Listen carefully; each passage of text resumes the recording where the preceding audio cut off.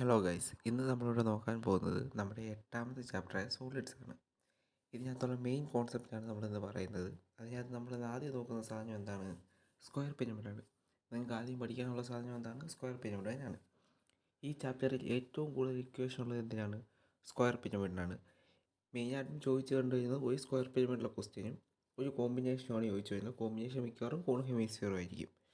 ഇങ്ങനെയുള്ള ക്വസ്റ്റ്യനാണ് ഈ സോളിഡ്സിൽ നിന്ന് ഏറ്റവും കൂടുതലായിട്ട് ചോദിച്ചു കണ്ടുവരുന്നത്.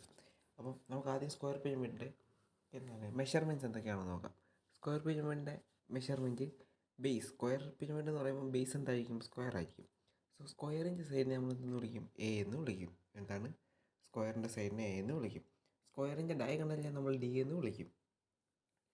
അതിൻ്റെ കൂട്ട് ഈ 4 ഫേസസ് എന്താണ്? ട്രയാങ്കിൾസ് ആണ്. ആ ട്രയാങ്കിൾസിൻ്റെ ഹൈറ്റിനെ നമ്മൾ എന്തെന്ന് വിളിക്കും?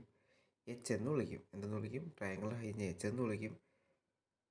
അല്ല, ട്രയാങ്കിളിൻ്റെ ഹൈറ്റിനല്ല, ആ സ്ക്വയർ പിരമിഡിൻ്റെ ടോട്ടൽ ഹൈറ്റിനെ നമ്മൾ എച്ച് എന്ന് വിളിക്കും. ഈ ട്രയാങ്കിളിൻ്റെ ഹൈറ്റിനെ നമ്മൾ എൽ എന്ന് വിളിക്കും, അതായത് സ്ലാൻറ്റ് ഹൈറ്റ് എന്ന് വിളിക്കും. ഈ ട്രയാങ്കിളിൻ്റെ ഒരു സൈഡിനെ നമ്മൾ ഇ എന്ന് വിളിക്കും, അതായത് ലാറ്ററൽ എഡ്ജ് എന്ന് വിളിക്കും. ഇനി നമുക്കിതെല്ലാം വെച്ച് കുറച്ച് ഇക്വേഷൻസ് പഠിക്കാറുണ്ട്. അതിനകത്ത് ആദ്യത്തെ ഇക്വേഷൻ എന്ത്? E square is equal to l square plus a by two the whole square എന്ന് വെച്ചാൽ ലാറ്ററൽ എഡ്ജ് കണ്ടുപിടിക്കാനുള്ള ഇക്വേഷൻ എന്ത്? എൽ സ്ക്വയർ സ്ലാൻറ്റ് ഹൈറ്റിൻ്റെ സ്ക്വയർ എ പ്ലസ് എന്ത്? എ ബൈ ടു സൈഡിൻ്റെ സ്ക്വയർ, പകുതിയുടെ സ്ക്വയർ. അപ്പം അതാണ് ആദ്യത്തെ ഇക്വേഷൻ. രണ്ടാമത്തെ ഇക്വേഷൻ എന്ന് പറഞ്ഞു കഴിഞ്ഞാൽ l square is equal to H square plus a by two the whole square. മൂന്നാമത്തെ ഇക്വേഷൻ എന്താണ്? E square is equal to H square plus D by two the whole square. ഈ 3 equation കാണാൻ വേണ്ടി ചെയ്യിക്കണം. ഈ 3 ഇക്വേഷനകത്തും values apply ചെയ്യാൻ നമുക്ക് problems ചോദിക്കാറുണ്ട്.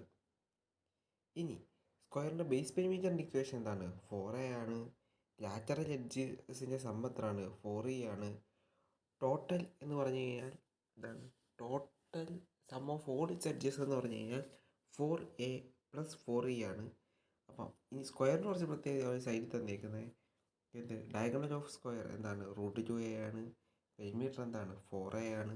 Area എന്താണ്? a സ്ക്വയർ ആണ്. ഇനി നമ്മൾ അടുത്ത് പറയുന്നത് എന്താണ്? ലാറ്ററൽ സർഫസ് ഏരിയ കണ്ടുപിടിക്കാനുള്ള ഇക്വേഷൻ ആണ് എന്ത്? √3a. അടുത്ത എന്താണ്? ടോട്ടൽ സർഫസ് ഏരിയ കണ്ടുപിടിക്കാനുള്ള ഇക്വേഷൻ എന്ത്? √3 ഇൻറ്റു എ സ്ക്വയർ പ്ലസ് 1. അടുത്ത സ്ലാൻറ്റ് ഏരിയ കണ്ടുപിടിക്കാനുള്ള ഇക്വേഷൻ എന്ത്? √3a/2. ഇനി അടുത്ത എന്താണ് നമുക്ക് പറയാനുള്ളത്? ഇനി ഇതിൻ്റെ എന്ത്? Curved surface area. നമ്മൾ പൊതുവെ കർവ്ഡ് സർഫസ് ഏരിയ എന്നല്ല പറയാറ്, ലാറ്ററൽ സർഫസ് ഏരിയ എന്നാണ്. ലാറ്ററൽ സർഫസ് ഏരിയ എന്താണ്? 2al ആണ്. ടോട്ടൽ സർഫസ് ഏരിയ എന്താണ്? 2al പ്ലസ് എ സ്ക്വയർ എന്ന് വെച്ചാൽ ടോട്ടൽ സർഫസ് ഏരിയ കിട്ടുന്നത് എങ്ങനെയാണ്? ലാറ്ററൽ സർഫസ് ഏരിയയും ബേസ് ഏരിയയും കൂടെ കൂട്ടുമ്പോഴാണ്. വോളിയം കണ്ടുപിടിക്കാനുള്ള ഇക്വേഷൻ എന്താണ്? 1/3 a സ്ക്വയർ എച്ച്. ഒരു ജനറൽ ഇക്വേഷനാണ് എന്തെങ്കിലും 1/3 into base area into height എന്ന്. അപ്പം ഇത്രയും ഇക്വേഷൻസ് ആണ് എന്തിൽ നിന്ന് പഠിക്കാനുള്ളത്? സ്ക്വയർ പിരമിഡിൽ നിന്ന് പഠിക്കാനുള്ളത്. അടുത്ത നമ്മൾ നോക്കാൻ പോകുന്ന സാധനം എന്താണ്? കോണാണ്. കോണിൽ നിന്ന് നമുക്കും 2-3 ഇക്വേഷൻ പഠിക്കാനുണ്ട്.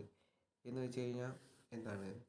ആദ്യം നമ്മൾ പഠിക്കുന്നത് x/360 = r/r.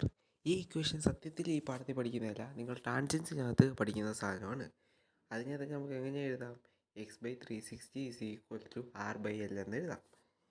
ഈ സ്മോൾ ആർ എന്ന് പറഞ്ഞാൽ കോണിൻ്റെ റേഡിയസും ക്യാപിറ്റൽ ആർ എന്ന് വെച്ചാൽ ആ കോണിന് ഉണ്ടാക്കാൻ വേണ്ടി നമ്മൾ എന്ത് ചെയ്യും? ഒരു സെക്ടർ കട്ട് ചെയ്യുമല്ലോ, ആ സെക്ടറിൻ്റെ റേഡിയസുമാണ്. അല്ലെങ്കിൽ ആ കോണിൻ്റെ സ്ലാൻറ്റ് ഹൈറ്റ് ആണ് ക്യാപിറ്റൽ ആർ എന്ന് പറയുന്നത്. ഇനി സർക്കിളിൻ്റെ ഏരിയ ഇക്വേഷൻ എഴുതാൻ കൊണ്ട് എന്താണ്? πr². പെരിമീറ്റർ കണ്ടുപിടിക്കാനുള്ള ഇക്വേഷൻ എന്താണ്? 2πr. ഇനി നേരത്തെ പഠിച്ചതുപോലെ തന്നെ സ്ക്വയർ പിരമിഡ് പഠിച്ചു കഴിഞ്ഞ് കൂട്ടുക കഴിഞ്ഞാൽ കോണിനകത്തും പൈതഗോറസ് തിയറം വെച്ച് ഇക്വേഷൻ ഉണ്ട്. എന്താണ്? L square is equal to H square plus r square. ഇനി നമ്മൾ പറയുന്ന എന്ത് ഇക്വേഷനാണ്? Curved surface area. Curved surface area of cone എന്താണ്? πrl ആണ്. ബേസ് ഏരിയ എന്താണ്? πr² ആണ്. ടോട്ടൽ സർഫസ് ഏരിയ എന്താണ്? πr² പ്ലസ് πrl ആണ്. ആ ഇക്വേഷൻ പഠിച്ചാൽ മതി. ഇനി നമ്മൾ അടുത്ത് പറയാൻ പോകുന്നത് എന്താണ്? വോളിയമാണ്. വോളിയം എന്താണ്? ഇക്വേഷൻ 1/3 πr²h ആണ്. സിലിണ്ടർ ആവുമ്പോൾ എന്താണ്? കർവ്ഡ് സർഫസ് ഏരിയ 2πrh ആവും. ബേസ് ഏരിയ πr² ആവും. വോളിയം πr²h ആവും. ഇതിവിടെ ഇങ്ങനെ തരാൻ കാര്യമെന്ന് വെച്ച് കഴിഞ്ഞാൽ ഫിഗർ തരാതെ തന്നതിന് കാര്യമെന്ന് വെച്ച് കഴിഞ്ഞാൽ 9ൽ പ്രിസം എന്ന് പറഞ്ഞ ചാപ്റ്റർ പഠിക്കുന്നുണ്ട്. അതിനകത്താണ് നിങ്ങൾ എന്തിനെക്കുറിച്ച് പഠിച്ചത്? സിലിണ്ടറും അതിൻ്റെ പ്രോബ്ലംസും ഒക്കെ പഠിച്ചത്. അതുകൊണ്ടാണ് നിങ്ങൾക്ക് നേരത്തെ അറിയാവുന്ന കാര്യമായിട്ടാണ് എന്ത് ഇങ്ങനെ സൈഡ് ഒരു സ്ക്വയറിനകത്ത് മാത്രം എന്ത് സിലിണ്ടർ എഴുതി ഇക്വേഷൻസ് തന്നേക്കുന്നത്. ഇനി അടുത്ത എന്താണ്? സ്പിയറാണ്. സ്പിയറിൻ്റെ റേഡിയസ് R1 ആണെങ്കിൽ അല്ലെങ്കിൽ R ആണെങ്കിൽ സർഫസ് ഏരിയ എന്തായിരിക്കും? 4πr² ആയിരിക്കും. വോളിയം എന്തായിരിക്കും? 4/3πr³ ആയിരിക്കും. അതേപോലെ രണ്ട് സ്ക്വയറിൻ്റെ റേഡിയസുകളുടെ റേഷ്യോ R1:R2 ആണെങ്കിൽ അതിൻ്റെ സർഫസ് ഏരിയകളുടെ റേഷ്യോ എന്ന് വെച്ചാൽ R1² എന്നായിരിക്കും. അതേപോലെ അതിൻ്റെ വോളിയങ്ങളുടെ റേഷ്യോ എന്തായിരിക്കും? R1³ എന്നായിരിക്കും. അടുത്ത നമ്മൾ പറയാൻ പോകുന്നത് എന്തിനെ കുറിച്ചാണ്? ഹെമിസ്ഫിയറിനെ കുറിച്ചാണ്. ഹെമിസ്ഫിയറിൻ്റെ റേഡിയസ് എത്ര ആയിരിക്കും? ആണ്. അങ്ങനെ തന്നെ കർവ്ഡ് സർഫസ് ഏരിയ സ്പിയറിൻ്റെ റേഡിയസിൻ്റെ സർഫസ് ഏരിയയുടെ പകുതി. അപ്പോൾ എന്ത് വരും? 2πr². ഇനി ഇതിന് എന്തുണ്ട്? ഫ്ലാറ്റ് സർഫസ് ഉണ്ടല്ലോ, അല്ലെങ്കിൽ ബേസ് ഉണ്ട്. ആ ബേസിൻ്റെ ഏരിയ എന്ത് വരും? ബേസ് സർക്കിളാണ്, സോ എന്ത് വരും? πr² വരും. അപ്പോൾ ടോട്ടൽ സർഫസ് ഏരിയ എന്ത് വരും? 2πr² + πr². അപ്പോൾ എത്ര എന്ന് കിട്ടും? 3πr² എന്ന് കിട്ടും.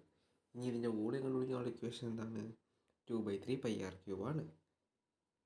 ഓക്കെ ആണല്ലോ. ഇത്രയും ജോമെട്രിക്കൽ ഫിഗേഴ്സാണ് നിങ്ങൾക്ക് സോളിഡ്സ് പഠിക്കാനുള്ളത്. ഇതും ഇതിൻ്റെ കോമ്പിനേഷനും. സോ നമുക്ക് പ്രോബ്ലംസുമായിട്ട് അടുത്തൊരു ക്ലാസ്സിൽ കാണാം.